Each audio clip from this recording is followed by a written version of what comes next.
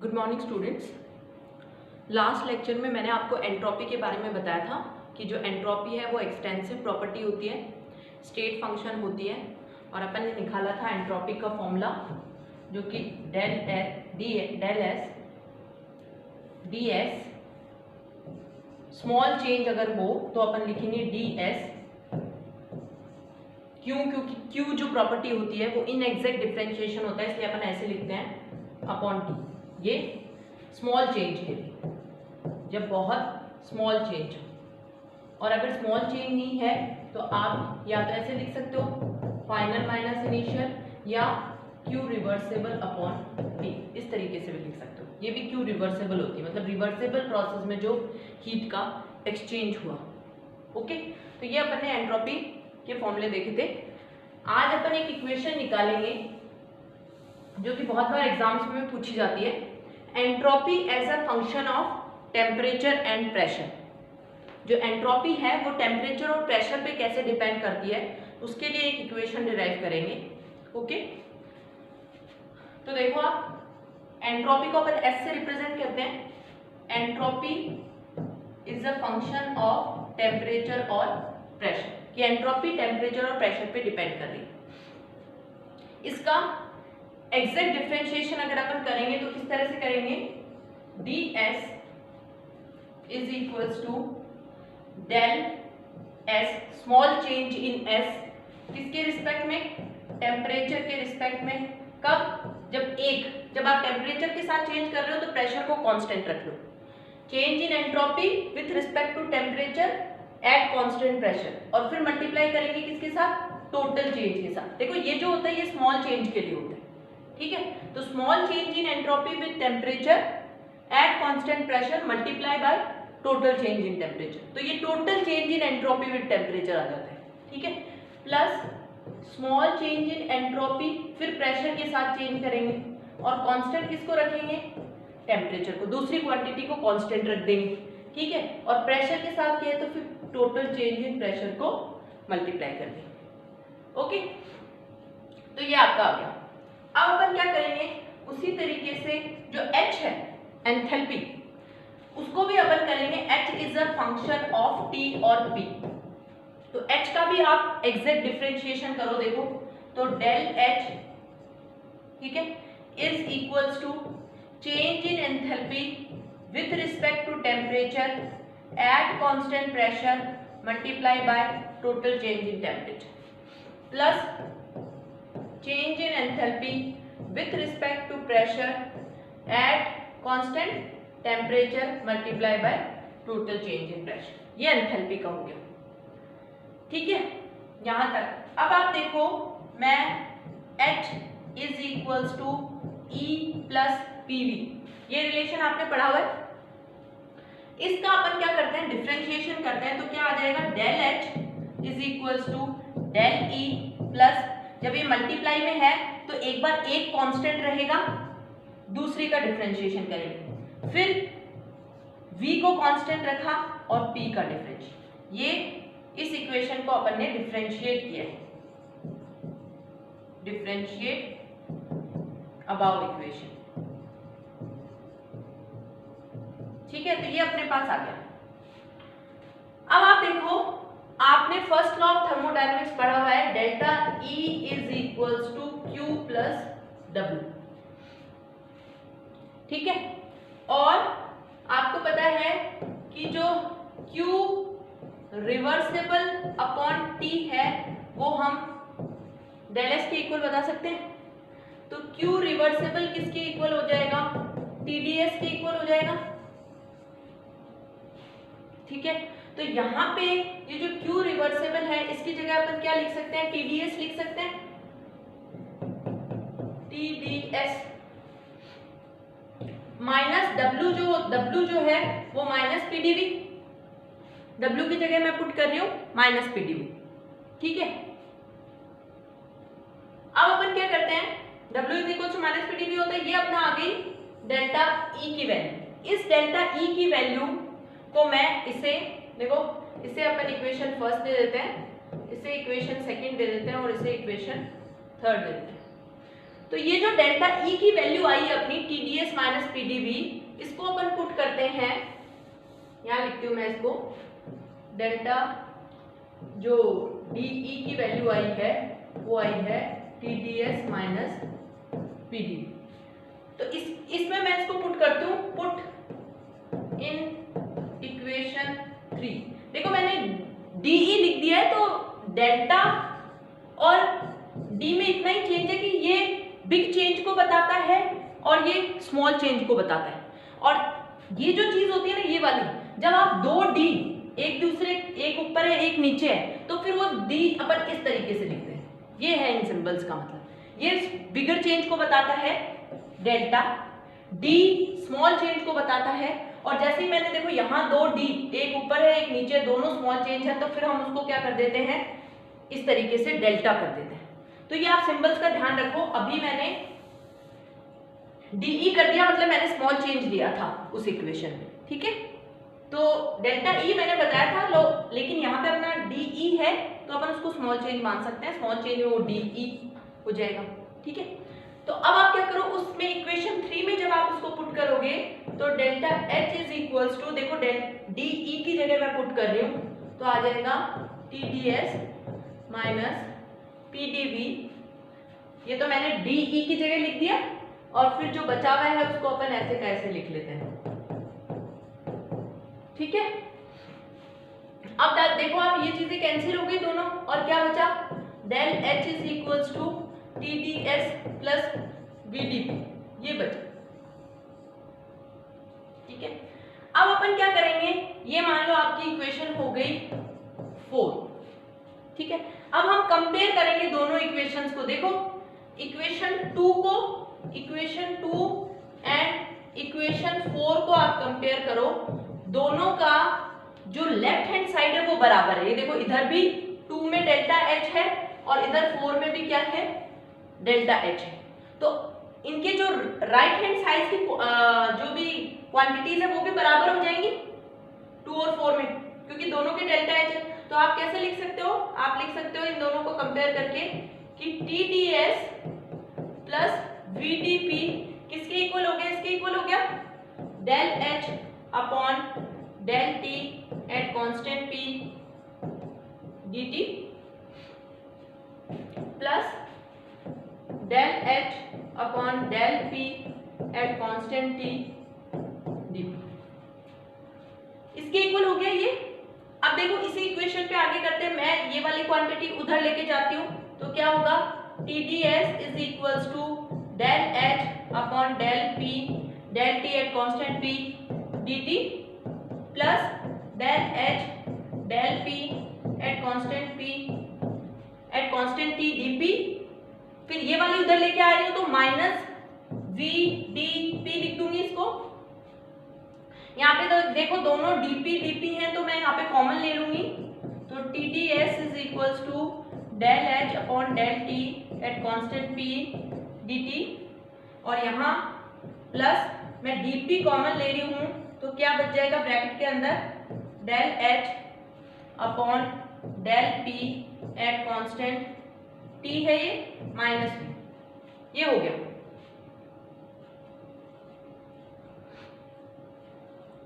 अब देखो मैं क्या कर रही हूँ, ये जो T है इस T को भी इधर की तरफ नीचे लेके जा रही हूँ, तो यहाँ पे देखो del S is equals to 1 upon T, और ये क्या हो जाएगा, del H del T at constant P dt plus, इसमें भी मैं T नीचे लेके जा रही हूँ, तो यहाँ पे देखो 1 upon T del H del P at constant T minus V, और dP में इस बार ये जो dP है मैं इसको यहाँ पीछे लिख दी हूँ, पहले भी मैं पीछे ही लिख देती हूँ, यहाँ भी dP ब्रैकेट के उधर की तरफ लिख दिया, ठीक है, ओके। उससे ये आ जाएगा जब अपन इस T को भी, क्योंकि अभी इधर डिवाइड में आएगा तो दोनों के यहाँ भी 1 अपॉन T आ गया, यहाँ पे भी 1 अपॉन T आ गया, ओके। अब आप देखो इसको आप इक्वेशन दे दो, इक्वेशन नंबर ये कितनी हो जाएगी अपनी 5, ठीक है।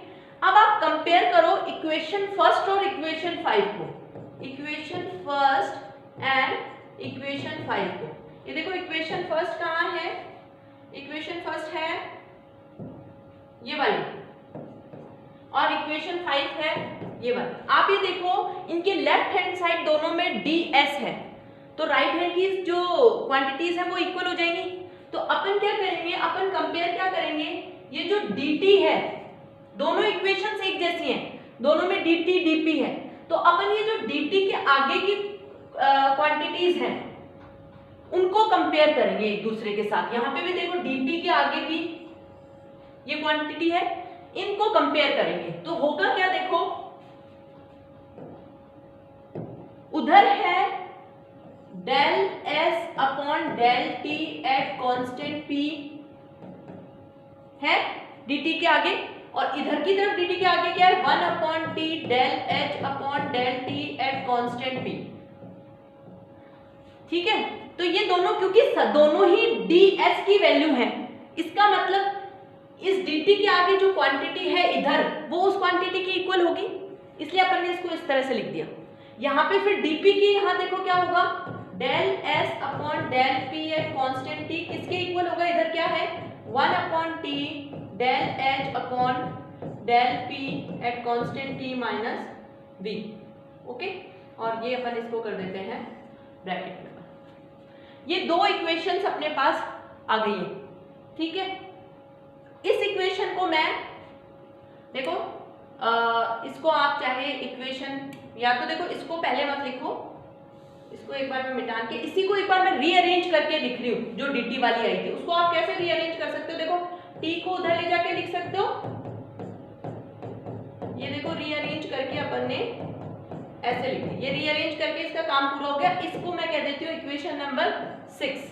अब मैं वो dp वाली लिख रही हूँ वापस से, और उसको भी रीअरेंज करके अपन लिख देंगे। देखो del s upon del p at constant t is equals to 1 upon t del h del p at constant t minus v, और इसको आप कर दो ब्रैकेट के अंदर। ठीक है, अब आप देखो इसको कंपेयर अगर करते हैं तो ये t उधर मल्टीप्लाई हो जाएगा, तो यहाँ आ जाएगा t del s upon del p at constant t उधर चला गया, और इधर की तरफ से del h upon del p at constant t minus v बचा, तो v को भी अगर मैं उधर ले जाऊं तो इधर क्या हो जाएगा t del s upon del p at constant t plus v is equals to del h upon del p at constant t। ये हो गया, ये जो अपनी आई ये हो गई अपनी इक्वेशन नंबर 7।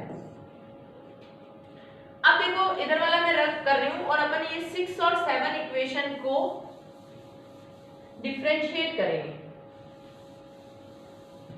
6 और 7 इक्वेशन जो है उसको अपन डिफरेंशिएट करेंगे। तो देखो अपनी 6th इक्वेशन क्या है,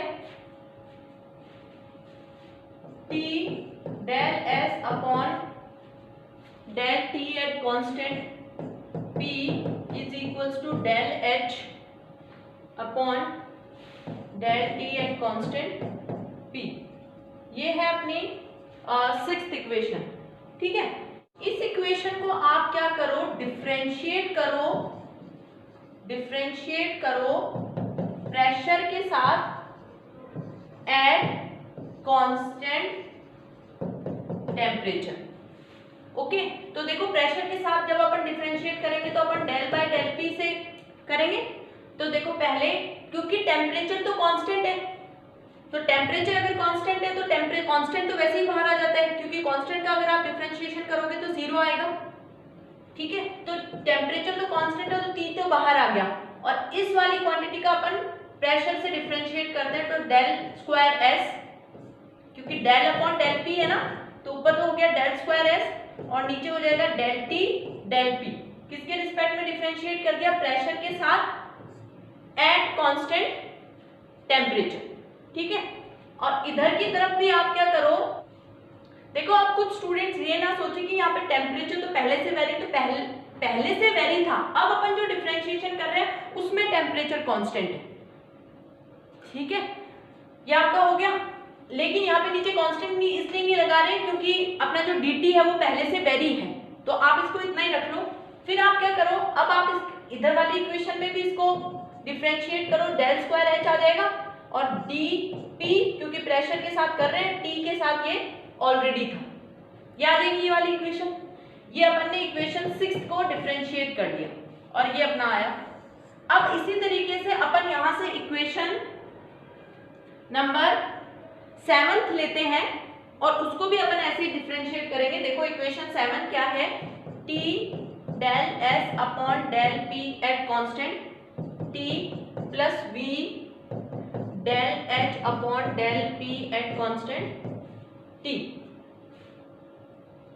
ठीक है, तो इसमें आप क्या करो, इसमें आप क्या करो, इसको अपन को देखो, आपको ध्यान कैसे रखना है कि जब टी है इक्वेशन में ऑलरेडी टी है तो प्रेशर के साथ डिफरेंशिएट कर दो जैसा कि 6th में था, और अगर जैसे 7th में P है नीचे तो T के साथ कर दो, जो नहीं है उसके साथ कर दो, या आप कह सकते हो जो पहले कांस्टेंट था उसके साथ कर दो। ठीक है, तो इसमें क्या हो जाएगा देखो, क्योंकि अब हम करेंगे इसको डिफरेंशिएट किसके साथ, डिफरेंशिएट करेंगे T के साथ, और कांस्टेंट क्या रहेगा, कांस्टेंट रहेगा P। तो अब T को डिफरेंशिएट कर सकते हैं, ये T अब कांस्टेंट नहीं है, तो पहले जब T के साथ करोगे तो देखो dt अपॉन dt आ जाएगा, सिर्फ T के साथ करेंगे और ये वाली क्वांटिटी ऐसे की ऐसे रहेगी, तो dt अपॉन dt कैंसिल होके 1 आ जाता है। ठीक है, तो इसको मैं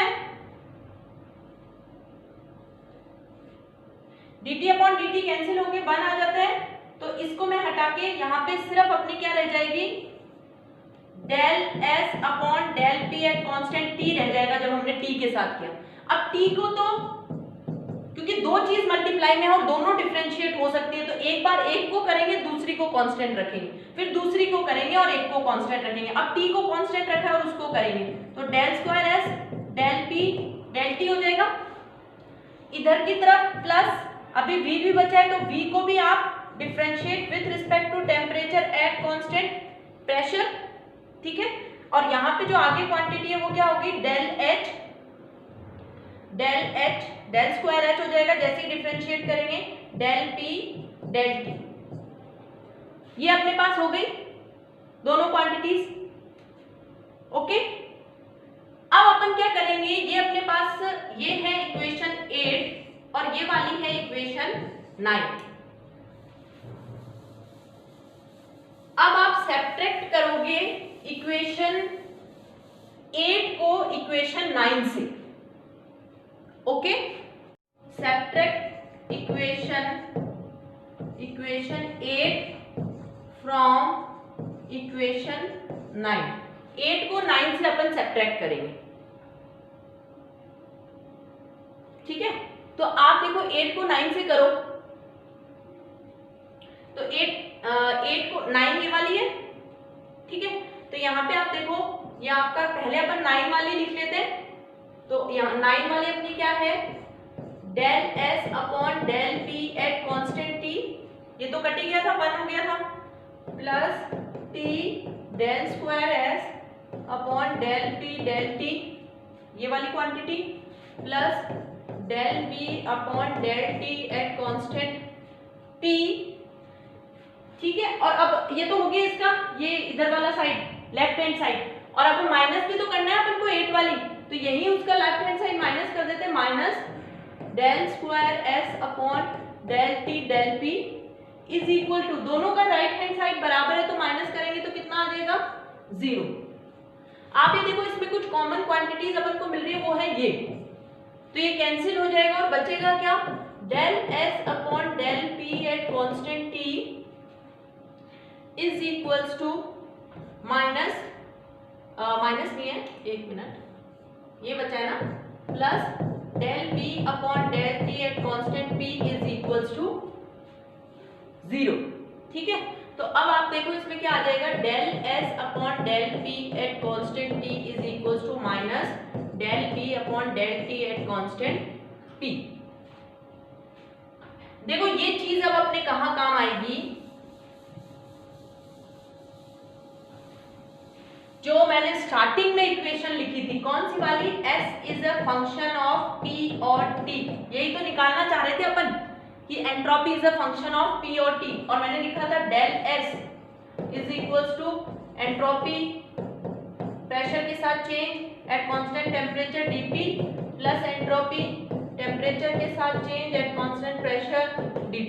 आप ही देखो ये जो है ये यही तो आ गया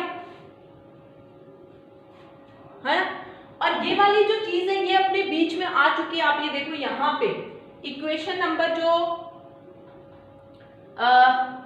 6 है, इक्वेशन नंबर 6 देखो आप, del S upon del T at constant P, ये वाली जो चीज है इसी की वैल्यू है 6 में। ये देखो 6 में यहां लिखती हूं इक्वेशन 6, देखो आप वहां पे क्या है, T del S upon del T at constant P is equals to del H upon del T at constant P, यही था। तो अपन इसकी अगर वैल्यू निकालनी है तो टी को नीचे ले जाएंगे। अब आप देखो del H upon del T क्या होता है, एच क्या होता है, heat exchange of heat at constant pressure ही होता है। तो आपको पता है आप सीपी, जो सीपी है वो यही तो होता है, del H upon del T at constant P, और सीवी होता है del E upon del T at constant V. तो यहाँ पे आप क्या लिख सकते हो, सीपी लिख सकते हो इसकी जगह, और नीचे आ जाएगा टी। तो ये क्वांटिटी किसके इक्वल हो जाएगी, सीपी अपॉन टी, क्योंकि सीपी क्या होता है, del H upon del T at constant P होता है। तो देखो इस इक्वेशन को मैं लिख सकती हूँ, इसमें दोनों चीजें, एक तो मैं इसकी जगह ये लिख दूं और इसकी जगह मैं ये लिख दूं, तो ये नेगेटिव क्वांटिटी, इसको पीछे की तरफ लिख देते हैं अपन। तो ओवरऑल इक्वेशन देखो क्या आएगी, डेल एस, पहले ये लिख रही हूं, इसकी वैल्यू लिख रही हूं, ये वाली क्या आएगी, Cp अपॉन टी, इसकी जगह Cp अपॉन टी आया, dt तो अभी भी है, माइनस कितना है, del V upon del T at constant P, इसकी जगह एट कांस्टेंट P, ठीक है, और dP अभी भी है। ये अपनी इक्वेशन आ गई है फाइनल, जो आपको डिराइव करनी होगी।